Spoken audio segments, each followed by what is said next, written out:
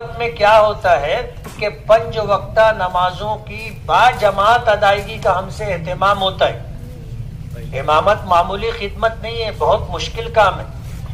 मैं कई मर्तबा सुना चुका। एक मुसल्ली था, मुझसे कहने लगा कि आप इमामत करते और तनख्वाह लेते, आप अगर इमाम नहीं रहते तो भी तो आपको नमाज पढ़नी पड़ती ना।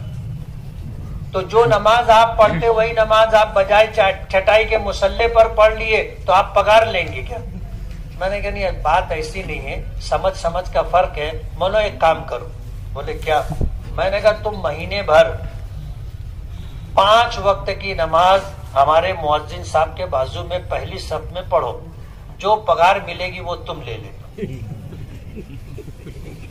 जो तनख्वाह मिलेगी वो तुम ले लेना।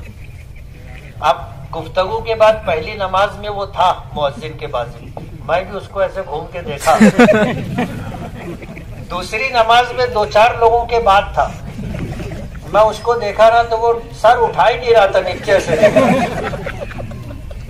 तीसरी नमाज में पहली सफ के आखिर में था और चौथी नमाज में नहीं था पहली सफ में। अब हमारे यहाँ सहूलत ये है कि नमाज पढ़ाए, सलाम फेरे, दुआ किए, निकल के मदरसे में चले जाते हैं। और वहां से दरवाजा है, मैं भी सहन में आकर के खड़ा हो गया उसका इस्तेकबाल करने। वो आया, बोले बहुत मुश्किल काम है मुफ्ती साहब, मैं गोल्डन नगर में रहूं, या ऐसा ही मौके मालूम पड़ा, मैं भागत आओ, पहली सब भर गई।